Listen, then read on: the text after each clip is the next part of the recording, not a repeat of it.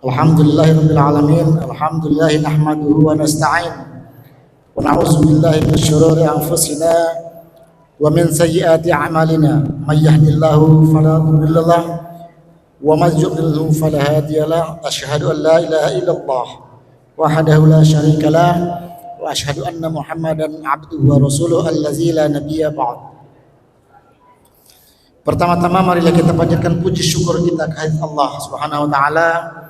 Pada siang hari ini kita masih diberikan nikmat keimanan, nikmat kesehatan, sehingga kita memiliki waktu yang luang untuk melaksanakan ibadah wajib kita, sholat zuhur berjamaah. Kemudian dilanjutkan dengan majelis ilmu yang insya Allah nanti akan disampaikan oleh Bapak Profesor Muzakir yang sudah ada di tengah-tengah kita. Hadirin yang dimuliakan Allah, mari kita berselawat kepada Nabi kita Muhammad sallallahu alaihi wasallam beserta para sahabatnya. Insyaallah kita berharap yang hadir pada hari ini mendapatkan syafaat yaumil akhir dengan ganjaran surga Jannatul Naim insyaallah. Bapak-bapak, ibu-ibu, kaum muslimin yang dirahmati Allah, topik kita hari ini adalah Ramadan dan atmosfer spiritualitas. Dari judulnya nampaknya berat, tapi kami yakin dan percaya bahwa Bapak Profesor Muzakir ini sangat piawai dalam menerjemahkan yang berat-berat menjadi yang ringan-ringan. Oleh karena itu, ini akan menjadi bekal, akan menjadi inspirasi untuk kita yang hadir pada hari ini. Mari kita dengarkan dengan seksama, dengan khusyuk. Mudah-mudahan apa yang kita lakukan pada hari ini akan mendapat ganjaran pahala yang besar dari Allah Subhanahu wa taala. Kita awali perjumpaan kita hari ini dengan sama-sama membaca lafaz basmalah. Bismillahirrahmanirrahim. Pada Prof Muzakir kami persilakan. Bismillahirrahmanirrahim. Assalamualaikum warahmatullahi wabarakatuh. Alhamdulillahirabbil alamin. Alladzi anzalal Qur'an hudan lin-nasi wa bayyinatin minal huda wal furqan. Wassalatu wassalamu ala sayyidil mursalin wa ala alihi wa sahbihi ajma'in. Amma ba'du, qala Allah ta'ala fil Qur'anil Karim. Bismillahirrahmanirrahim. Ya ayyuhal insan innaka kadihun ila rabbika kadham famulaqih. Sadaqallahul azim. Wahai sekalian manusia, sesungguhnya engkau telah bekerja keras di dunia ini untuk menghadap Tuhanmu, maka kelak suatu saat engkau akan bertemu dengan Tuhanmu. Maha benar Allah dengan segala firman-Nya.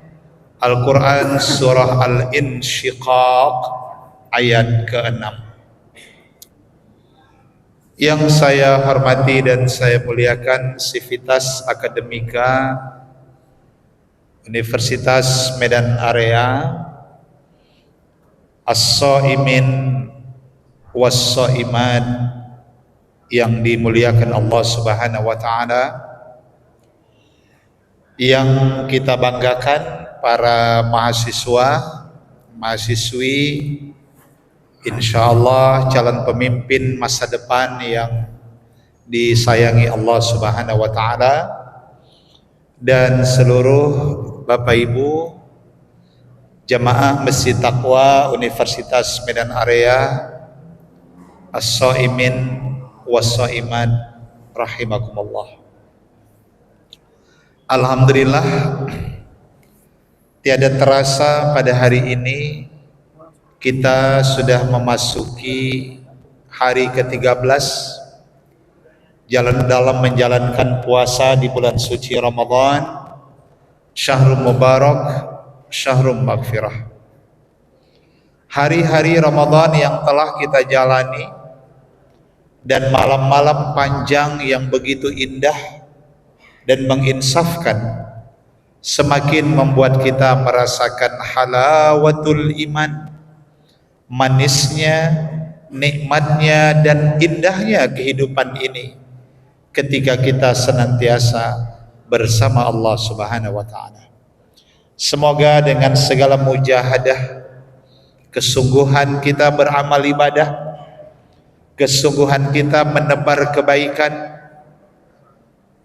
akan menjadikan kita pribadi-pribadi takwa, dan kita semakin merasakan atmosfer spiritualitas sebagaimana judul yang akan kita bahas pada kuliah pada duhur hari ini. Tak panjang-panjang, mungkin 1 SKS saja. Saya melihat mudah-mudahan Bapak Ibu yang hadir ini semuanya sehat walafiat, dan sebahagian sudah duduk pada posisi yang cukup strategis, maksudnya dapat sandaran ya. Tapi saya berdoa semoga yang tidak nyandar pahalanya lebih banyak, yang sudah nyandar lanjutkan aja sandarannya. Sahabat saya Pak Dedi juga hadir di sini ya. Ya, mudah-mudahan sehat Pak Dedi dari Waspada. WD3 kita. Ya. WD3. Alhamdulillah sudah jadi WD3. Mudah-mudahan nanti kita pindahkan ke UINSU. Dengan dekan Pak Dr. Hasrat pun dipindahkan ke UINSU nanti suatu saat. Bapak Ibu sekalian, ada satu tulisan ya dari hadis Ibnu Hajar Al-Asqalani bahwa kekuatan orang puasa itu, salah satu kekuatan orang puasa itu adalah tidak melewatkan tidur siang walaupun sebentar.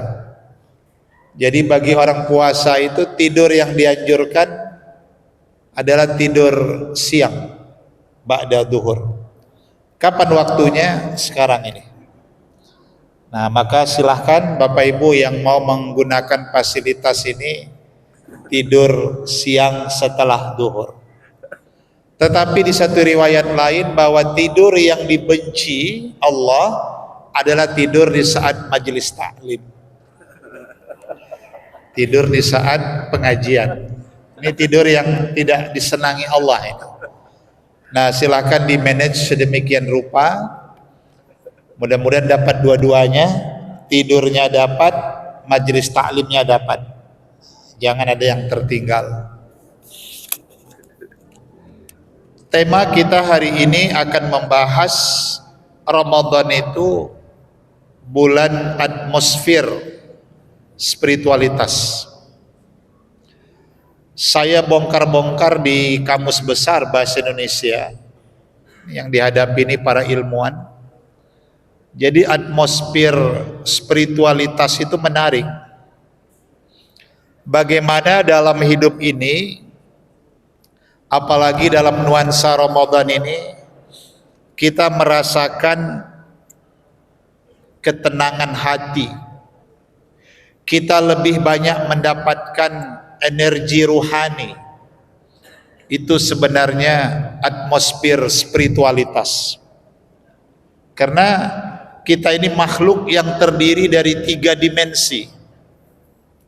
Dimensi jasmani, tubuh, yang selama Ramadan ini justru tubuh kita lebih sehat sebenarnya. Dan kita nggak ngerasakan kelaparan ini karena diiringi dengan niat ibadah. Sehingga malah puasa ini nikmat kita lakukan. Bahkan dalam teori kesehatan, puasa itu menyehatkan, termasuk dalam upaya kesehatan pori-pori kulit kita, kesehatan hormonal, bahkan kesehatan sistem dalam tubuh, kekebalan dan sebagainya. Secara jasmani kita lebih sehat. Secara nafsani, dimensi akal, hati dan hawa nafsu lebih bisa kita kendalikan. Dan secara ruhani kita bisa merasakan kenikmatan beribadah dibandingkan sebelum Ramadan. Itulah sebenarnya yang disebut dengan atmosfer spiritualitas itu. Bagaimana merasakan manisnya beriman kepada Allah Subhanahu wa taala. Oleh karena itu pada kajian kita hari ini saya ingin membahas bagaimana cara kita supaya atmosfer spiritualitas itu bisa kita rasakan dalam nuansa Ramadan.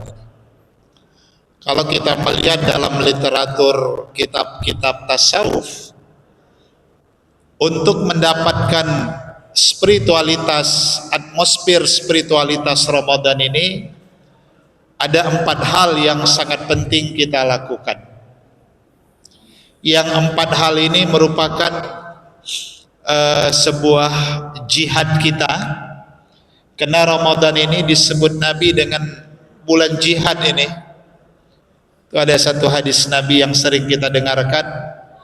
Selesai Nabi dari satu peperangan, Nabi katakan, roja'na min jihadil asghar ila jihadil akbar. Kita baru selesai dari perang yang kecil, padahal perang itu melawan orang-orang kafir. Para sahabat banyak yang gugur, tubuh mereka berlumuran darah dan panah-panah yang menempel di jasad mereka. Tapi Nabi katakan kita baru selesai perang kecil dan kita akan menuju perang yang lebih besar lagi. Sahabat kaget. Ayyul jihadil akbar ya Rasulullah? Apa ada lagi perang yang lebih besar lagi? Ada, kata Nabi. Faqala afdalul jihadi wa akbarul jihadi ayyujahadar rajulu nafsah wa hawahu. Perang yang paling besar dan perang yang paling dahsyat itu adalah ketika seseorang memerangi dirinya sendiri dan berbagai keinginan dari hawa nafsu yang tidak terkendali.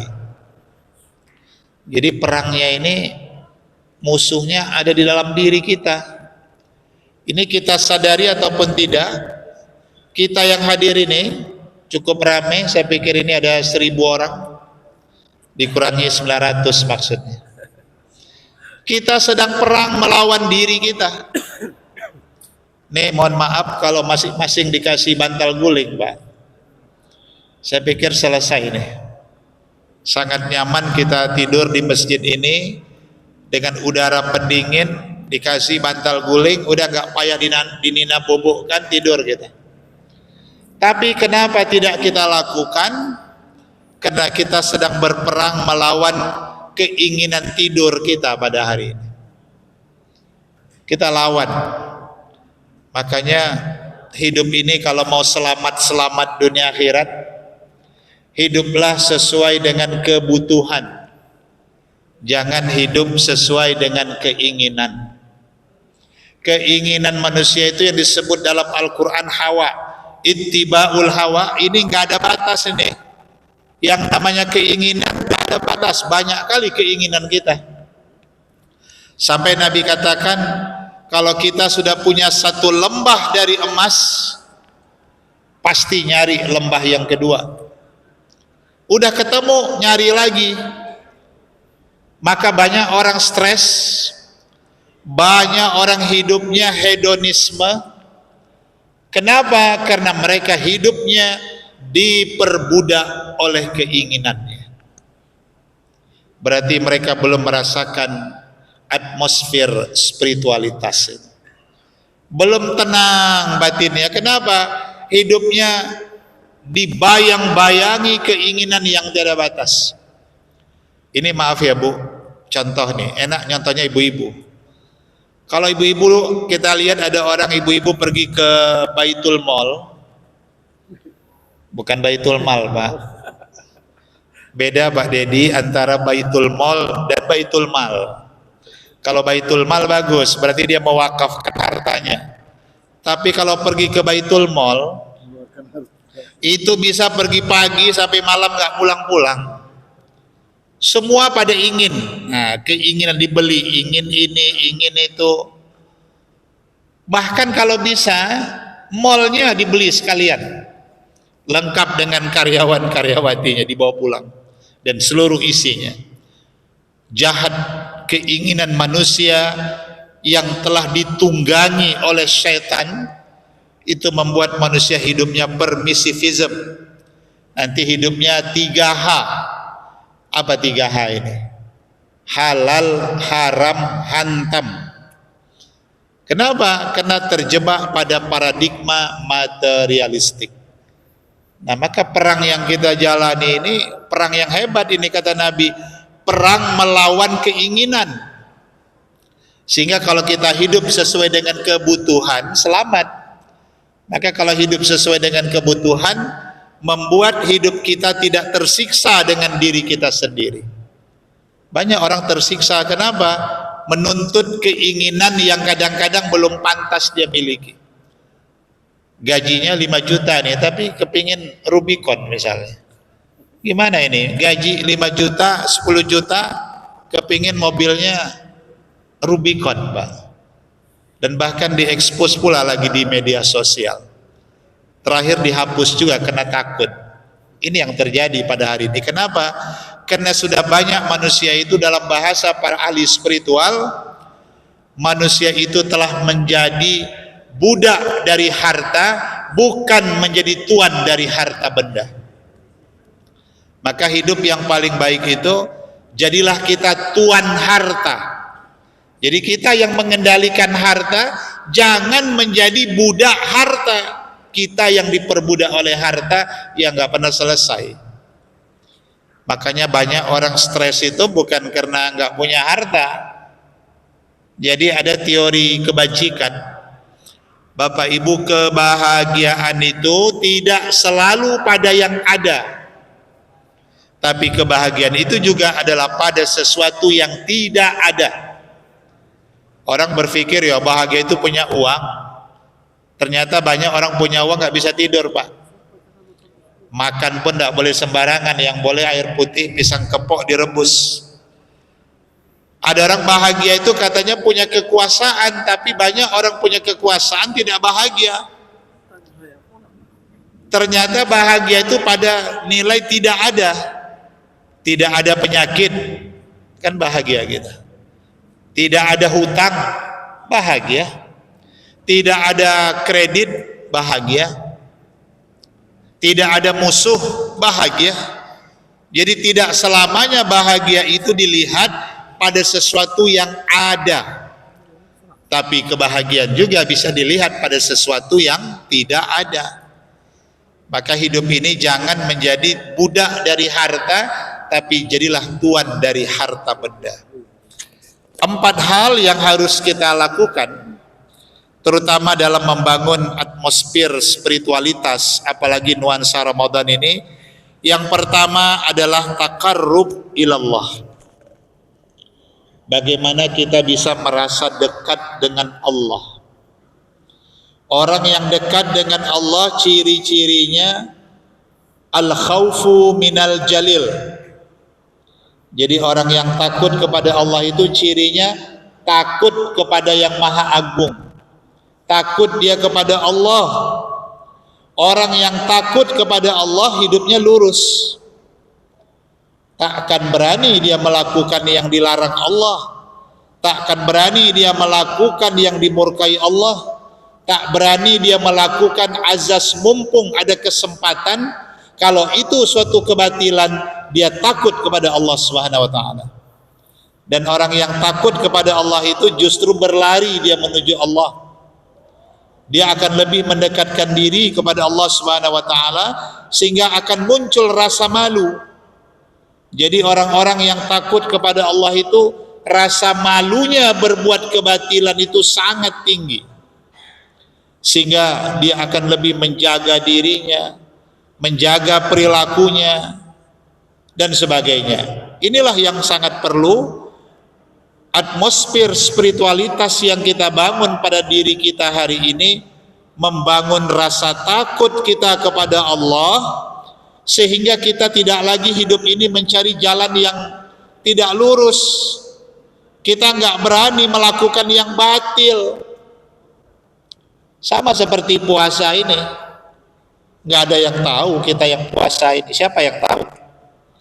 Orang bisa makan, bisa minum di tempat yang gelap, tapi kenapa tidak kita lakukan? Takut kepada Allah, malu kepada diri sendiri, sehingga justru dengan takut itu semakin kita menuju kepada ketaatan. Jadi cerita takut ini teringat saya, ada pengamat militer di Indonesia. Saya pikir semua kita kenal nama beliau, Profesor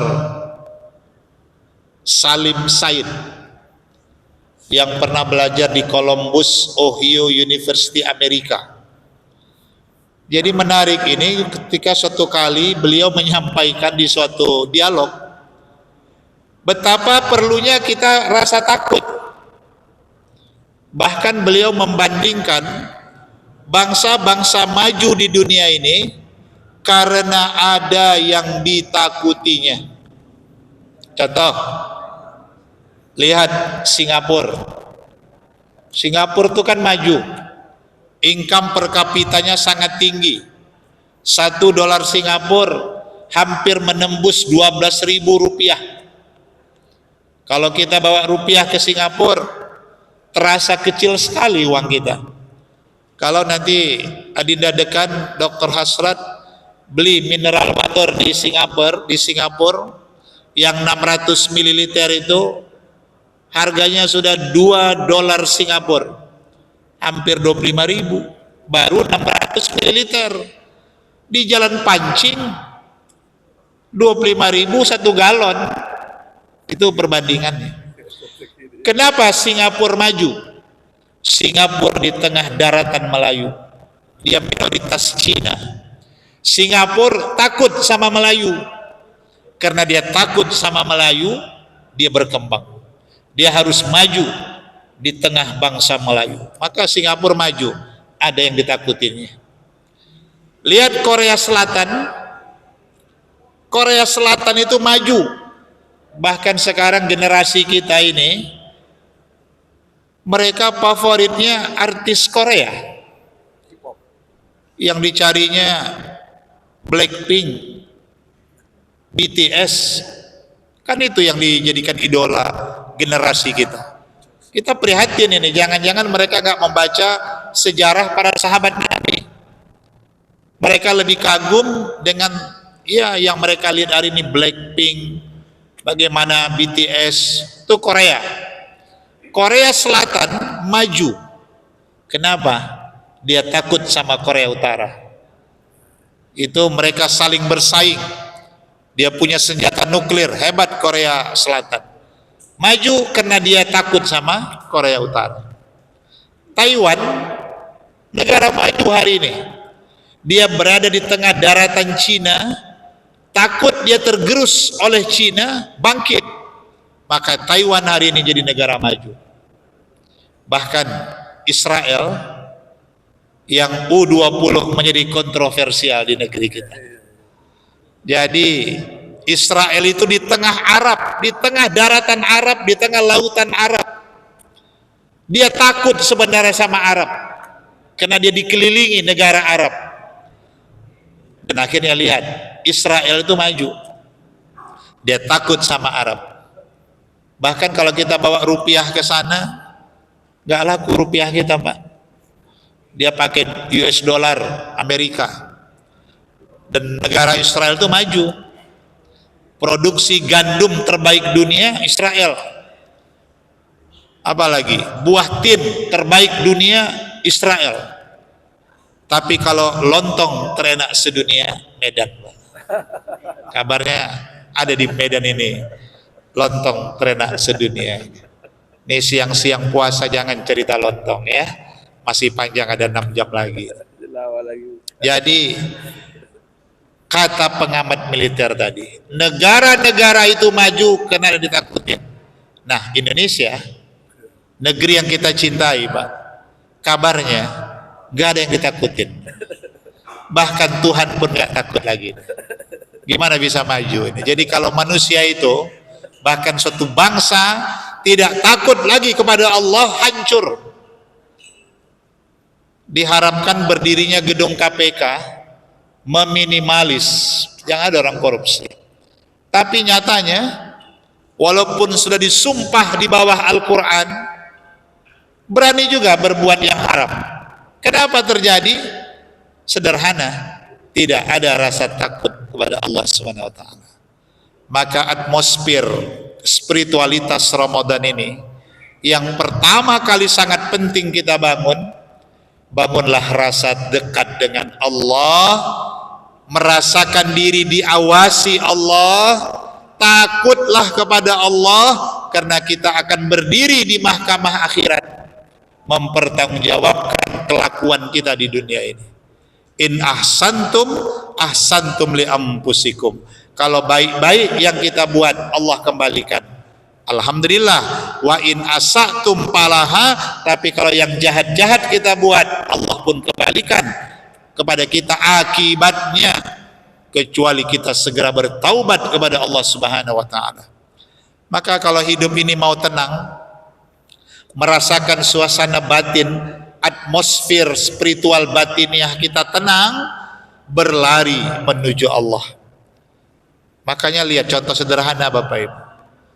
Kalau kita lagi gak nyaman, lagi gundah gulana, obat yang paling sederhana sekali, datang ke masjid, sholat berjamaah, zikir, doa, baca Quran.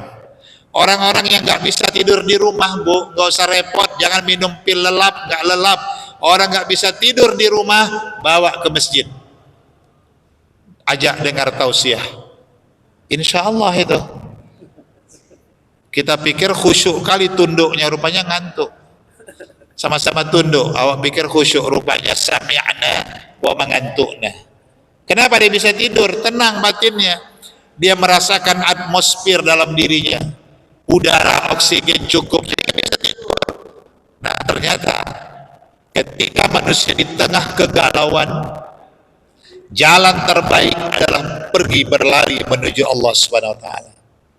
Nah, dari bulan Ramadan ini, panggilan-panggilan untuk lebih mendekatkan diri kepada Allah lebih terasa.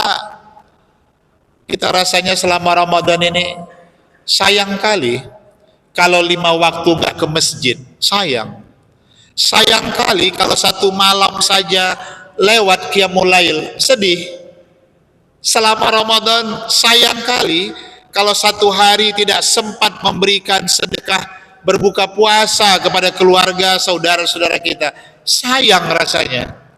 Selama Ramadan, sayang kali kalau ada pengajian kita lewatkan, Al-Quran tak kita baca, sedih. Kenapa rasa itu muncul? Berarti atmosfer itu sudah tumbuh dalam diri kita. Berarti nuansa, iklim kondusif, rasa kebertuhanan semakin tinggi di dalam diri kita. Itu alhamdulillah. Makanya Nabi pernah katakan itu, andaikan umatku tahu kenikmatan yang ada di Ramadan, mereka minta kalau bisa semua bulan Ramadan aja. Walaupun memang kita harus membatasi diri. Kita dilarang katanya Pak Dr. Hasrat buka puasa Ramadan, apalagi pejabat. Tapi di UGM bagus juga orang tuh, dilarang buka puasa bersama, dibuat orang tuh sahur bersama, karena SK-nya yang dilarang buka puasa. Jadi cerdas juga rupanya orang itu ya. Ini saya nggak tahu apakah UMA ada acara sahur bersama ini. Kalau ditanya loh kenapa dibuat, ya dilarang kan buka puasa. Ada nggak di SK dilarang sahur? Jadi mereka buat di UGM itu Pak Dedi, bahkan menunya hari pertama sate, hari kedua gudeg, macam-macam makanannya, sahur bersama, menghindari larangan buka bersama itu. Mungkin Uma perlu pikirkan juga ini ya. Nanti suatu hari dibuat acara sahur bersama, itu menarik juga saya pikir, membangun suasana silaturahim. Baik, itulah yang pertama, atmosfer spiritualitas terbangun dengan cara membangun takarub kita kepada Allah SWT. Yang kedua, atmosfer spiritualitas itu terbangun dengan cara tazkiyatun nafs, melakukan upaya penyucian jiwa, pensucian jiwa. Jadi pensucian jiwa yang dimaksud adalah, mari dalam jihad Ramadan ini melatih ini gimana akal ini berpikirnya positif. Hilangkan dulu suka berpikir negatif pada orang lain, membangun positive thinking. Jadi kalau kita mau sehat, awet muda, salah satunya adalah suka berpikir positif sama orang lain. Tapi orang yang terbiasa membangun negative thinking ini mempercepat proses penuaan dini ini. Wah, dia kaya, iya gimana nggak kaya, korupsi itu.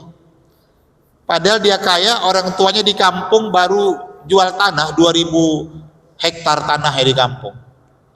Cuma nggak kaya dia. Wah, dia kaya nih, kenapa? Tuyulnya banyak di rumah. Nah, jadi jangan berpikir yang negatif pada orang lain. Berpikir positif itu membangun atmosfer ketenangan pada diri kita. Termasuk tazkiyatun nafs itu adalah membersihkan hati. Tasfiyatul qulub, istilah para ulama sufi. Selama Ramadan ini kita diajarkan Allah hindarkan penyakit hati, termasuk dengki, hindarkan.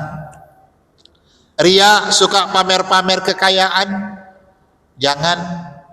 Nanti beli tas Prada, Hermes, Guess, Coach, macam-macam mereknya itu dipamerkan, jangan. Kalau kita mau bicara kaya, hasil penelitian terbaru, mungkin Pak Dedi sudah baca ini. Orang kan bilang-bilang yang kaya itu Bill Gates. Kayanya berapa? 109 miliar US dollar. Memang udah luar biasa itu, 100 miliar US dollar itu udah luar biasa. Mungkin kalau beli cendol, pancing, jangan pancing ini banjir, Pak. Tapi ada penelitian arkeolog dari barat melihat kekayaan Nabi Sulaiman. Karena kabarnya Nabi Sulaiman ini kan punya kerajaan. Bahkan istananya, temboknya berlapiskan emas. Arkeolog barat ini terpancing, loh, kok bisa di zaman itu ada emas, logam, tembaga?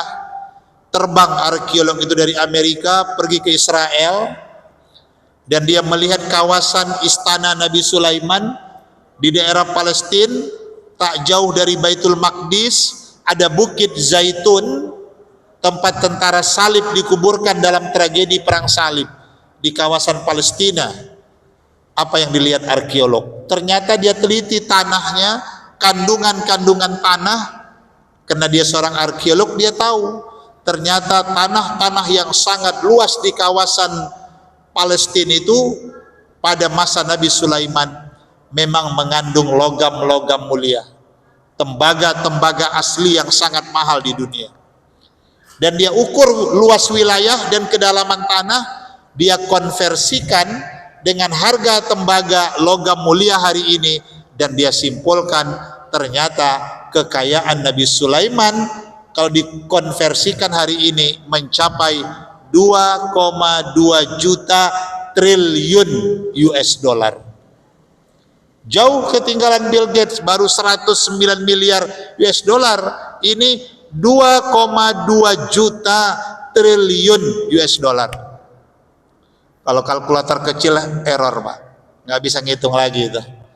Berapa besar 2,2 juta triliun US dollar itu. Tapi Nabi Sulaiman yang kaya raya tak pernah memamerkan kekayaannya. Dan Nabi Sulaiman berkata di surah An-Naml 40, hada min fadli rabbi. Ini yang harus kita bangun, bahwa apapun yang kita miliki hari ini adalah karunia dari Tuhan. liyabluwani aashkuru am akfur. Allah menguji. Jadi sebenarnya yang kita miliki ini ujian, bukan untuk kita pamerkan, tapi Allah uji apakah kita bersyukur atau lupa diri. Nyatanya banyak orang yang diberi Allah harta lupa diri. Ini bahaya. Berarti belum tasfiyatul qulub, dia belum mensucikan hatinya. Jadi atmosfer spiritualitas itu termasuk menjaga hati dari kedengkian, kesombongan, ria, sifat amarah, dendam, marah dan sebagainya. Dan ini pekerjaan yang tidak mudah ini. Bagaimana kita mampu melakukan pensucian hati. Nah, maka insya Allah dengan 13 jam kita berpuasa ini, kita sedang melatih hati kita supaya terobatin dari penyakit-penyakit hati yang selama ini boleh jadi membelenggu, kebakhilan misalnya. Nah, maka Ramadan ini harus kita paksa juga diri kita untuk dermawan. Sebenarnya harus dipaksain. Jadi kalau istilah kedokterannya, naikkan dosis kita beribadah ini. Jadi kalau biasa di luar Ramadan obatnya generik, Ramadan ini pakai obat paten, resep dokter yang mahal, biar obatnya lebih tepat. Jangan lagi dosis rendah. Maka di Ramadan ini paksain diri. Yang jarang-jarang sedekah, paksain sedekah. Yang jarang-jarang tahajud, paksa diri tahajud. Naikkan dosis ibadah, biar kita merasakan atmosfer spiritualitas itu. Jadi kalau hidup kita bersama Allah, pasti hidup ini akan tenang. Tidak ada yang tidak bisa kita selesaikan kalau Allah menghendaki pertolongan dan kemudahan itu. Nah, itu yang kedua, tazkiyatun nafs, bersihkan akal dari berpikir negatif, bersihkan hati dari penyakit-penyakit hati, dan termasuk mengendalikan hawa nafsu. Nah, jadi dengan puasa 13 jam ini, ternyata rasa lapar, rasa haus itu menekan syahwat, dorongan. Yang tadi mau marah, ingat puasa, teredam dia. Yang tadinya mau berbuat yang haram, dengan puasa tertahan dia. Maka puasa itu sebenarnya memperkuat atmosfer ya, oksigen dalam diri kita, oksigen kebaikan, sehingga kita lebih mampu menahan diri dari kebatilan. Baik, yang ketiga, atmosfer spiritualitas itu bisa kita dapati dengan cara apa? Takhalluq bi akhlaqil karimah, membangun peradaban, hidup dengan akhlak mulia. Nah, hidupkan nilai-nilai akhlakul karimah, dan bahkan kita berakhlak lebih baik daripada di luar Ramadan. Ya, termasuk ya akhlaknya yang diajarkan Nabi itu. Jadi kalau dalam Quran itu ada istilah soleh, bagaimana di Ramadan ini jadi orang muslih. Kita baik dan memberi kebaikan pada orang lain. Kalau di luar Ramadan kita sudah orang kaya, ghani. Bagaimana kalau kita di Ramadan ini tidak saja ghani tapi mughni, kita berikan kekayaan pada orang lain. Karena orang yang terbaik adalah orang yang hidupnya berguna bagi orang. Orang sukses bukanlah orang yang sukses dengan diri sendiri, tapi orang sukses adalah orang yang memberikan jalan kesuksesan bagi orang lain.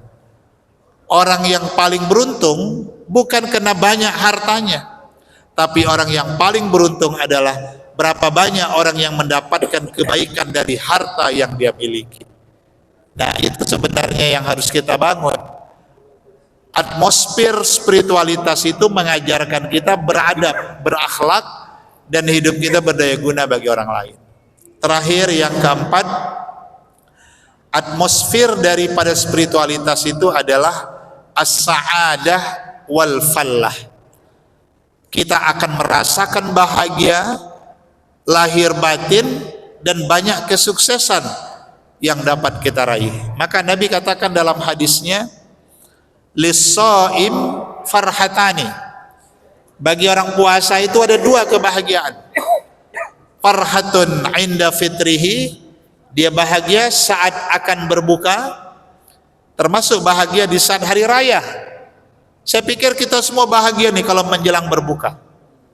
Udah puas 13 jam nahan diri, bahagia karena banyak amal ibadah, bahagia karena kita tidak berbuat dosa, bahagia berkumpul dengan keluarga, bahagia lihat jamuan. Cuman jangan berlebihan, Pak. Ini kadang-kadang menjelang berbuka berlebihan kita. Semua yang nampak dibeli, rotan dibeli, bambu dibeli, paku dibeli, batu dibeli, kapal selam dibeli. Meja terakhir penuh kayak budaya festival kuliner. Begitu dipaksain semua dimakan, sakit, terakhir nggak bisa ikat pinggang, masuk rumah sakit Kolombiasia. Kenapa? Perutnya kepenuhan. Jadi hati-hati, jangan semua dibeli. Itu namanya sudah lil temboloi wal tamai wal rakusi. Ini nggak sehat puasanya. Berarti dia belum bahagia ini. Jadi makna bahagia itu walaupun sedikit yang kita makan, tapi rasanya meneguk air itu nikmat sekali. Merasakan sedikit makanan itu ketika berbuka bahagia kali.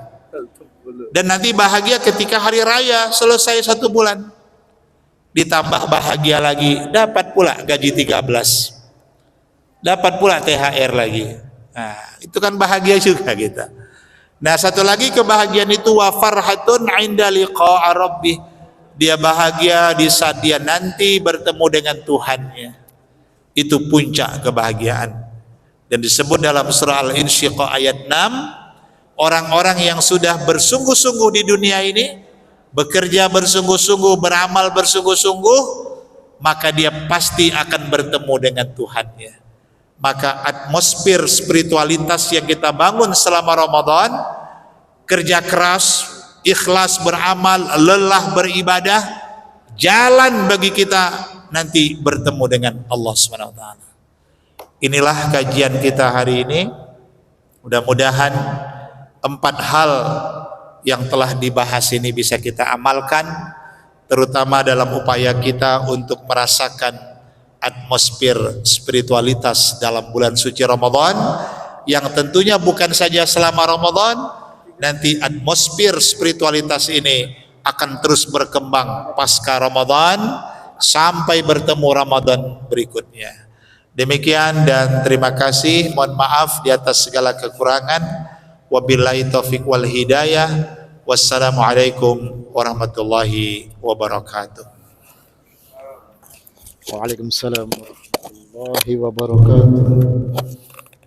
Demikianlah tadi pembahasan yang sangat luas, padat tentang Ramadan dan atmosfer spiritualitas. Tentu kita tidak bisa menyerap semuanya, tapi insya Allah dari poin-poin yang disampaikan tadi diharapkan bisa menginspirasi kita. Yang pertama adalah bagaimana dampak dari atmosfer spiritualitas itu bisa mendekatkan diri kita kepada Allah Subhanahu wa taala. Kemudian yang kedua, dengan semangat spiritualitas, dengan semangat atmosfer spiritualitas di bulan suci Ramadan, bisa mensucikan hati kita dari riak-riak yang mungkin bisa mengotori. Dan yang ketiga, dengan atmosfer spiritualitas di bulan suci ini bisa membuat akhlak kita lebih baik, sehingga dapat membangun peradaban yang jauh lebih mulia. Dan yang keempat, mudah-mudahan dengan atmosfer spiritualitas di bulan suci Ramadan ini kita bisa meraih kebahagiaan fid dunya wal akhirah. Bapak Ibu, saudara-saudara kaum muslimin yang dirahmati Allah, kami persilahkan jika ada yang ingin bertanya, mana tahu masih penasaran dengan atmosfer spiritualitas bulan suci Ramadan ini. Kami persilakan 1 atau 2 orang penanya. Doa penutup. Mudah-mudahan apa yang kita lakukan pada hari ini diridhoi dan catat sebagai amal kebaikan kita di bulan suci Ramadan. Saya membawa acara mengaturkan terima kasih atas perhatian Bapak Ibu sekalian dan mohon maaf kepada Allah Subhanahu wa taala. Billahi taufiq wal hidayah. Assalamualaikum warahmatullahi wabarakatuh.